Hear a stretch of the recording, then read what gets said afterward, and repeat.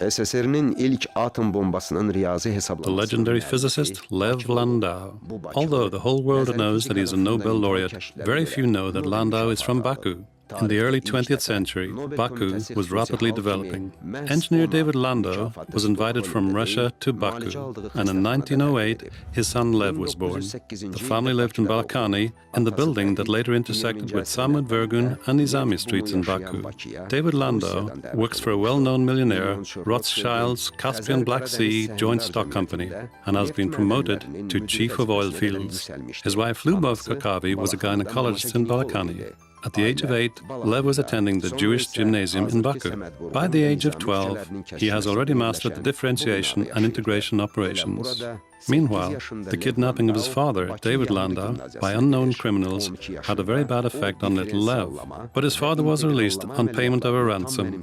However, it was later revealed to Lev Landau that this crime was committed by a band of kidnappers, who were then racketeering in Baku. He started his scientific work at Baku University. His interest in theoretical physics rose in this newly created scientific institution. In 1924, a gifted student was transferred to the Leningrad University Physics and Mathematics faculty. His sensational work in theoretical physics has been published one after the other. In order to increase Landau's education, he was sent to Europe for a year. In October 1929, Landau meets with Albert Einstein in Berlin, where a 21-year-old physicist tries to prove to Einstein that his nonconformity is a fundamental principle of quantum mechanics. Later, he met with the founder of quantum mechanics, Niels Bohr, in Copenhagen. By the end of his life, Lev Landau considered him a teacher. At the age of 26, Landau earned an honorary doctorate of science and was a professor at the age of 27.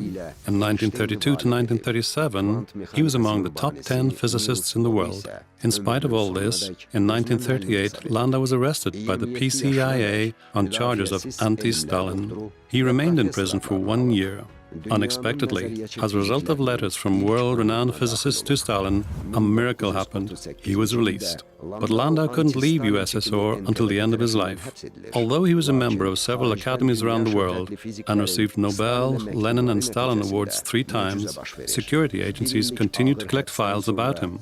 He was the author of fundamental discoveries in theoretical physics of Baku, the mathematical calculation of atomic bombs in the USSR nuclear project, and taught dozens of academics and doctors of science. On January 7, 1962, Landau crashed near Moscow. Although he was seriously injured, he survived. In the same year, Landau was awarded the Nobel Prize for his advanced studies in physics. For the first time in the history of the Nobel Commissariat, the winner couldn't come, and the Swedish ambassador to Moscow presented the Nobel Prize to him in hospital. Landau had been living for 6 years since that accident. On April 1st, 1968, Lev Landau died. He said, "I can't live without science. I'm not afraid of death." Lev Landau, our Azərbaycani. Ölümdən isə qorxmuram. Lev Landau, bizim Bakılı.